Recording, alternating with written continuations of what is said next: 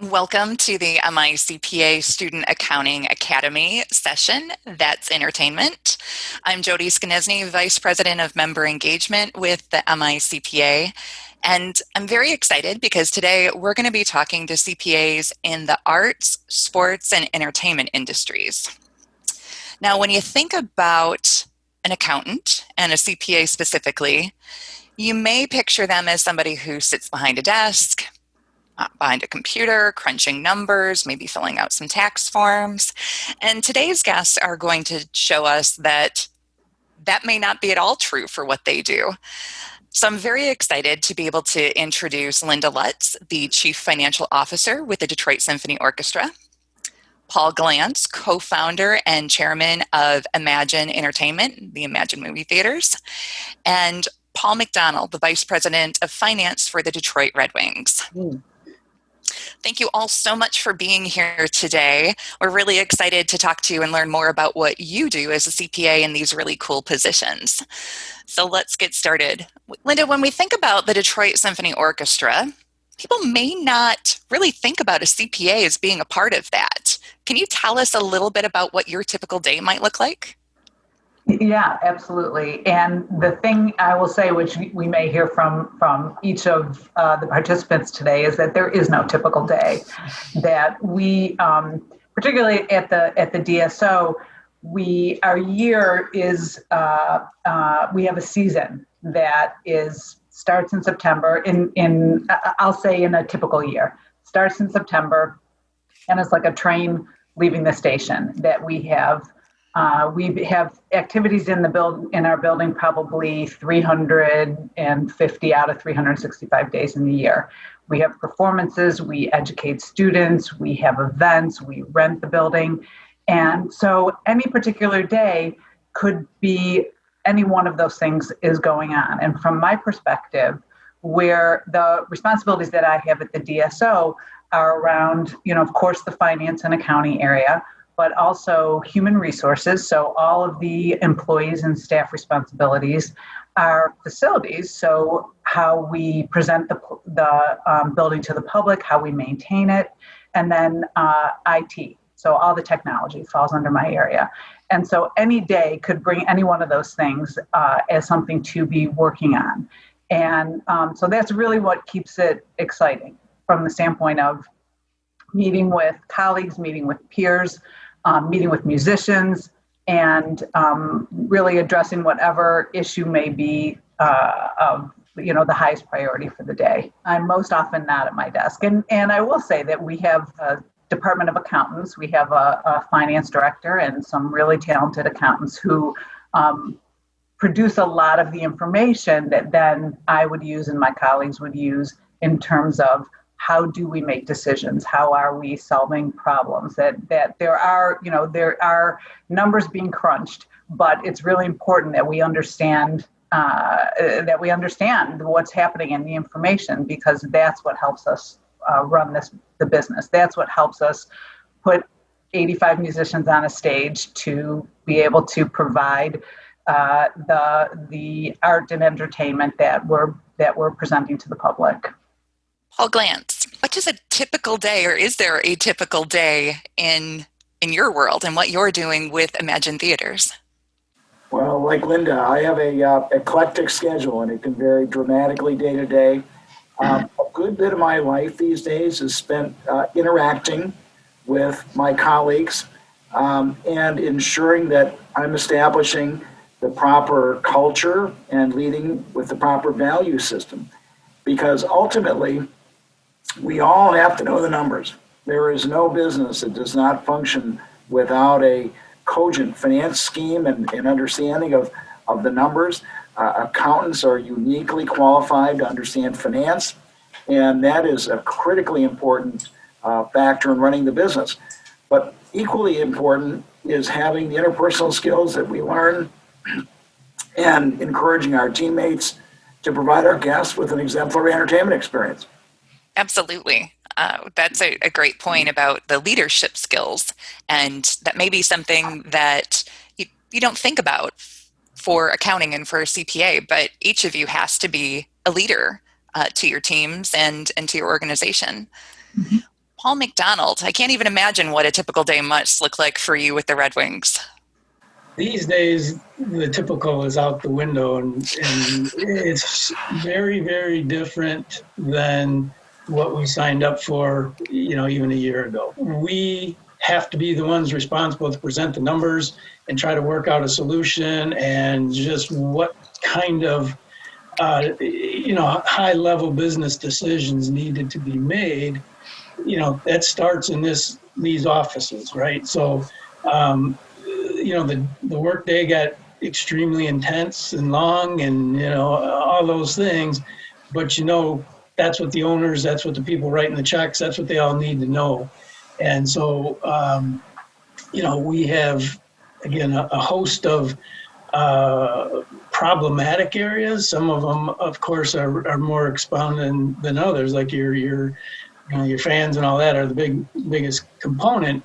But it affects insurances, it affects pension, it affects, all the HR type of things. And so, you interact with every other department, and you do that to assure that, the company the assets are protected, and we've got a kind of a solution to get us through to tomorrow and the next day and the next day. So, we're challenged with a lot of off the wall items right now that we've all been able to hopefully work through and at some point get us back into where we're all back to a normal state. When we think about the challenges that businesses are facing, schools are facing, obviously CPAs are going to play a very big role in helping us get through this and kind of get back to, a new normal and get things back on track. And so it's really interesting to hear from all of you the role that you're playing in your own individual organizations to do that. Now, I'm sure that none of you graduated from college and the very next day were sitting in the seats that you're sitting in now. There must have been some sort of journey to get you to the positions that you're at and the role that you're playing in your organization. Paul Glantz, can you tell us a little bit about the journey that you took to get to where you are in co-founding Imagine Entertainment? It's what Paul McDonald mentioned. It is a journey, and it's the exposure that we've had the privilege of gaining. I would not have the depth and breadth of experience I have today, all of which has contributed to my ability to lead Imagine as a functional company. And while it has certainly been a challenging time for us, the experience, the broad-based exposure to businesses, and I recall, doing tax work for the Detroit Tigers, for working with a forest products company, for doing accounting with an auto dealership, all of that type of stuff, believe it or not, transcends commerce overall. And I took lessons from each and every client experience, and it's just been probably the best career I could have ever asked for because of my exposure to all those different businesses. And that's really what's prepared me for my position today. It's learning from each and every one of those client experiences, from the folks that I had the privilege of being mentored by. And so I'm so grateful that I'm a CPA, because it really is a career that allows you to go in just any direction you could possibly ask. Again, going back to the fact that, we all have to understand finance. Finance is integral to any organization, for-profit or non-profit. If you understand finance, you've got a big leg up on virtually anyone else that's in that business, because accounting is the language of business. And so knowing the numbers and understanding the numbers, being able to present to bankers, for example, your numbers in a fashion that allows you to finance your business, boy, you just can't ask for anything more important. What was your first job out of college, Paul Glantz? I didn't quite do it right.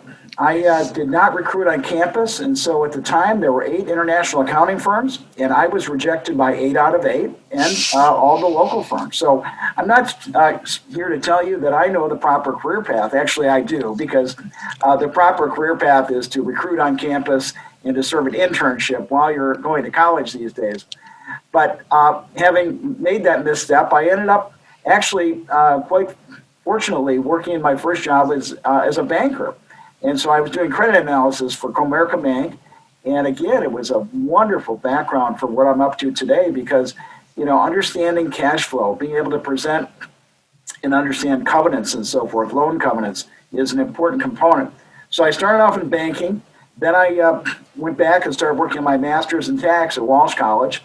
And there I recruited on campus. I got with the program, right? And with that program, I joined what was then Ernst & Whinney's tax department in Detroit. That's where I had all that wonderful experience with auto dealerships, with trusts, estates, with forest product companies, with car dealerships, with manufacturers. It was my first stepping stone into a real career. And candidly, I was so fortunate that, and I think it's still true today, there are people and employers who are looking for skill sets. And from public accounting, I went to work for what's now Pulte Homes Incorporated.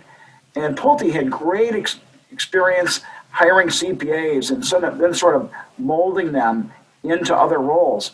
And that's where, candidly, I learned all about insurance. And so I learned about insurance, risk management.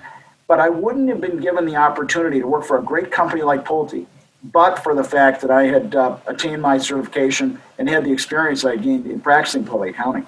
There's a great message in being rejected by 8 out of 8 and still moving forward, finding a different path, maybe not the traditional path, but a different path to success. And apparently my cat wants to learn about becoming a CPA as well, so she's going to join us. Paul McDonald, I know that you had started in public accounting before a few other steps that helped land your current position with the Detroit Red Wings. Can you tell us a little bit about your journey to where you are today? Sure. So I went to Lake Superior State College, which is a very small school up in the UP.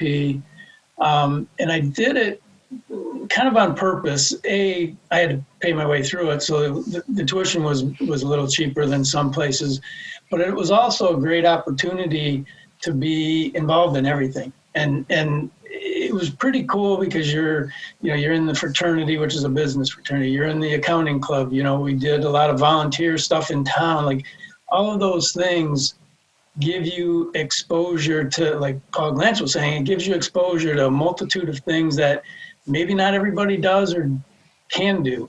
And I felt very good, coming out of the 4 years and now it's 5, by the way, but back then it was 4, with some exposures to different areas that were, kind of unique maybe to the college career. So then when I started, I did go into public accounting, and again, I wanted to go to a smaller firm. Nothing against any firms at all, but to me, that was my fit. And it was, yes, we had to get certified. Yes, we had to get our, however many hours in on audit and different, areas. But the firm I was at was a small firm in Plymouth, and it gave me the opportunity to do every aspect that we had. We had general, regular accounting. We did payroll services. We did audits, we did tax, and sometimes you did it all in one day, which was, long days, but yet you did it because you felt the opportunity was there. And the more opportunities and the more exposure, you get, the better you are going to be down the road and the better that's going to be for your future. So with that, after a few years of public accounting, one of my clients, which was a manufacturing company, they wanted to hire somebody inside. They were growing. They had 3-4 different companies in the steel business. And so I joined that outfit in Livonia. It was a smaller firm, but we did steel processing. We did stampings. We did, the sales aspect, a lot of assemblies. And all of that was, again, it was kind of neat because I was always a hands-on guy growing up anyway. So, I ended up being the guy buying steel. I was out, if a truck came in at 8 o'clock at night, nobody was there, I was on a high-low loading parts onto a truck, right? Whatever it took, you did it. And so for many years, I worked in that area. and still did all the accounting, still did our pension, still did our insurance, all the things that the financial world. But I also got more exposure in problem solving and dealing with the people in the plant and all the issues that go on there.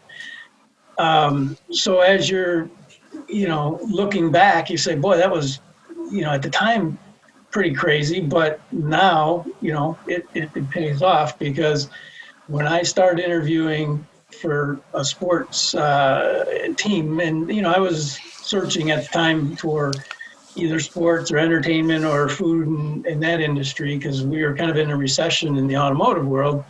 The sports thing started really giving me, getting intriguing. So when I was interviewing with Mrs. Illich, one of the things that she highlighted was the fact that, I went for a couple months without taking a paycheck so I could pay the guys in the back. And she asked me why I was so crazy to do that. And I said, well, whatever it takes, that's what you do to keep the company going. And she, thought it was weird, but I also thought it was pretty impressive that you would not even have ownership, but yet do whatever you had to do to make sure everybody, kept moving along. So things like that, you just kind of have to look back and say, well, that was part of my stepping stone, but it was for all the right reasons at the time, and it's still, for all the right reasons. So it might have given me an edge over the other 2,000 candidates. I don't know, but it sure, makes you feel good when you finally get this position. And you don't, I've said this before at some of the other high school leader conferences, when I get asked, well, how do you fall into a job like this? Trust me, guys, you don't fall into something like this. And Paul touched on it. You work hard to get to that top of that pyramid, if you will. And in sports, athletes they're the best of the best. And you have to hope and assume that you're kind of in that same category, but on the finance side. And, 28 years later, I think I'm doing something right at least. So, that's kind of the path, I guess we'll call it. And Paul, I'll bet if you had to drive that Zamboni tonight, you could do it, right? And I can. That's fantastic. Linda, what was your journey like that led you to the DSO? So my journey was maybe a little more traditional. That I started in public accounting right from college, and it was at the time one of the big 8 accounting firms.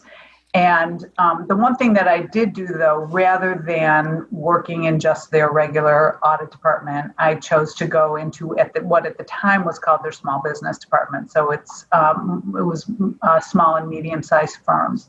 So rather than spending my time working on a large client, like a very small slice of a large client, I did get the opportunity to see the entirety of a business.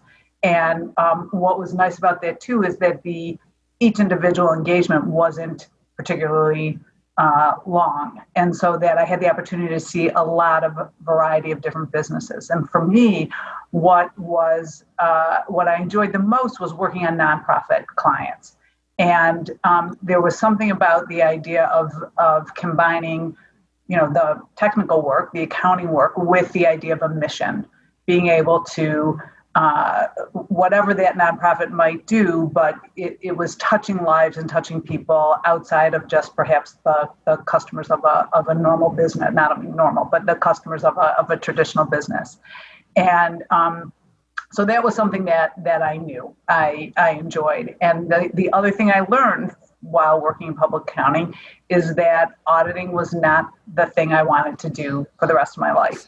I will say to everyone that it was an amazing training ground. It's a way of learning and understanding how business works, how to work with others. The thing that you do, coming right out of college, you are immediately part of a team. You have to learn how to work within a team.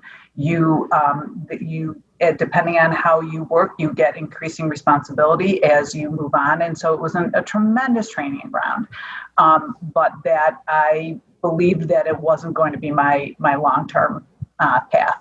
And so from public accounting, I did work in a couple other businesses, one as a controller, another in financial analysis, and then ultimately did get the opportunity to work in a nonprofit where I was for about 14 years. And it was a fundraising organization that then they raised money and then allocated money to other agencies. And so there was the opportunity to just see a whole host of different organizations, from social service and education and activities, that different community activities. And I, from there, did get the opportunity to make the move to the symphony. And I was at the point of my career where I was ready to take, I had been the finance director in that organization and was ready. I wanted to go the next step. And that's where the opportunity was with the DSO. And it's interesting. I always get the question, almost one of the first questions that I get asked is, do I have a musical background? And the answer is I do not, other than, piano lessons when I was a kid, but that I absolutely love music, and being able to be part of that institution, this 130-year-old institution, and be somewhere. And again, it's the idea of being part of an institution where mission is so critical, where we, the mission of the DSO is to allow all people to experience their world through music, whether it's students or musicians and audience, patrons. And so to be in a place like that where there's such passion is just really motivating and exciting. But the thing just sort of bringing it back to my original experience when I was in public accounting, being able to understand, again, how, that it's easy to get kind of carried away with the idea of a mission and the idea of we have to do, what we're doing, but that without, sound financial principles and realizing what the impact might be of any particular decision, that, no business is going to survive, particularly one like the DSO that is so dependent on contributions and donations, and being able to engage the public and bring the public in. Like, we have to make decisions, understanding that it impacts our ability to be able to continue on with the work that we're doing. All of you had said you've all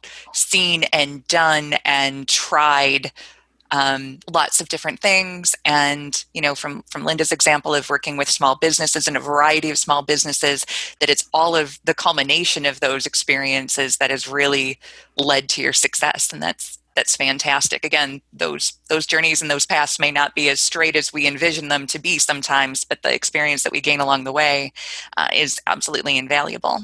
And sometimes, and I say it often, that you make sacrifices as a youngster, they, will pay off down the road. So keep that in mind, please. I was just going to say, one of the best pieces of advice I got when I was early in my career was to essentially say yes to any opportunity that comes your way.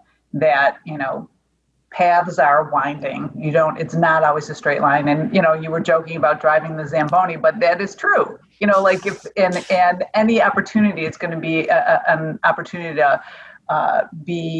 to work with maybe somebody that you wouldn't have otherwise worked with, or to learn something you don't already know. And so to be open to that is such an important part of I think, any career.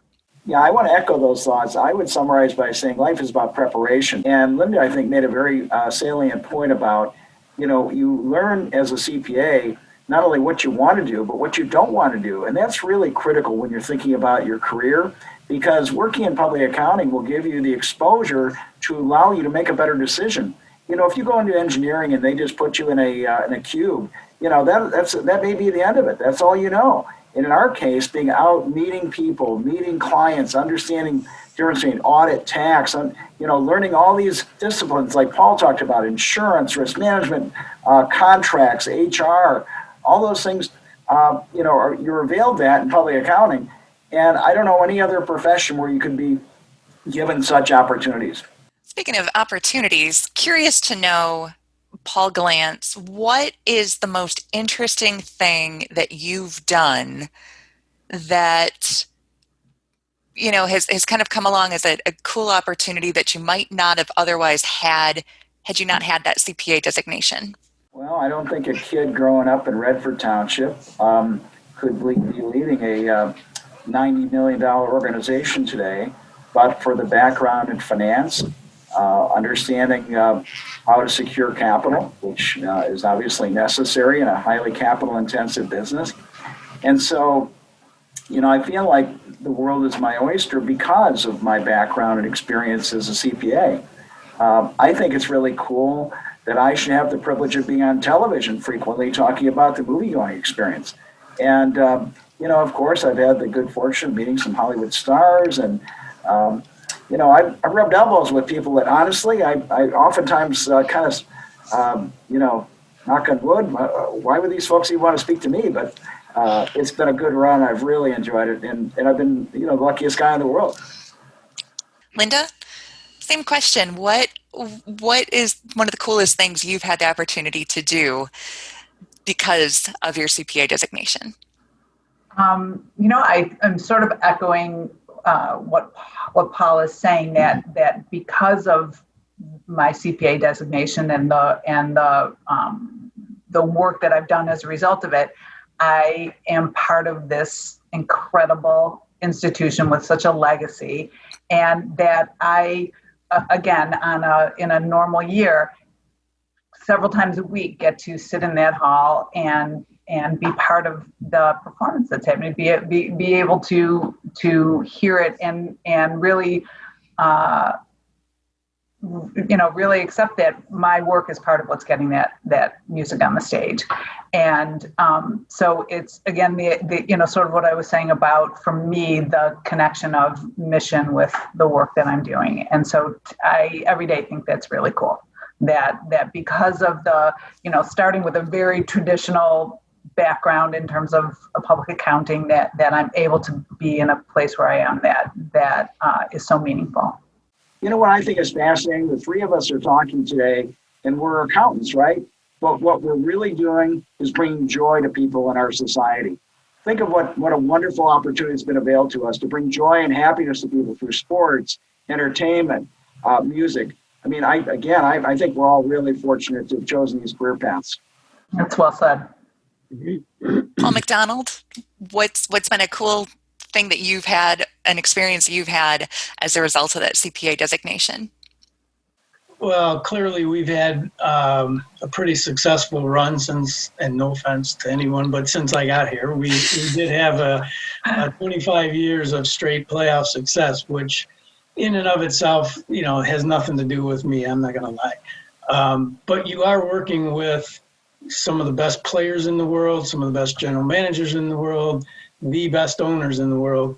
And, the exposure to that level and the National Hockey League and all that is something, to Paul's point, I mean, grew up in Livonia in a little, 6 kids in a little house, 50, 60 years ago, you never thought this was ever going to be the place I'd end up. But, having the CPA designation gives you the marketability. People respect those 3 letters more than anybody's name. So, it does come into play whenever you're out there and somebody's interviewing you or just talking to you about life in general. They respect the CPA to a great deal. So, so I've had the benefit of being around some pretty fun times, obviously. We just got through the last few years building a new arena, because I was the elder guy on staff. I was the one working with some of the departments on all the heritage. Why would we need all of that history? Why not? Let's just go to all the newness and all that. Well, we're an original 6 team, and if you don't get that, you don't get us, right? We have that tradition that is very, very important, and I knew that was important to our owners. So things like that, you come to the table, you're a CPA, why are you even at the table? Because we're talking about a new arena. Well, now you look around our arena and you see all of the pods with different historical artifacts, and it's pretty darn cool. But you blend it with the newness of swipe screens that show you the history, things like that, so kind of a neat segue, between generations, if you will. And I will leave it with probably one of the coolest things I got to do, if you want to call it got to or had to, whatever, is design the 2002 championship ring after we won the Stanley Cup. And, Mrs. Illich kind of entrusted me to come up with some designs for her and Mr. Illich to look at. And so, we came up with one that was kind of a home run, and a lot of teams have followed the lead with having both the logo and the trophy on the head of the ring. So that was kind of a neat accomplishment and a neat project to be involved in. And I'm sure that, back in the days when you were sitting in your college accounting classes, you never thought, you know what, someday I'm going to be a CPA and I'm going to design a Stanley Cup championship ring. Maybe not. Not necessarily. But it's been so great to talk to all of you today, because really what we want students to know and to understand is that there are so many opportunities that do come along with that CPA designation. As you've all said, you are in industries where you're bringing happiness and joy to people. It's not just about balancing budgets and and going through debits and credits, which when you're in class in high school may feel like what that is going to be for the future.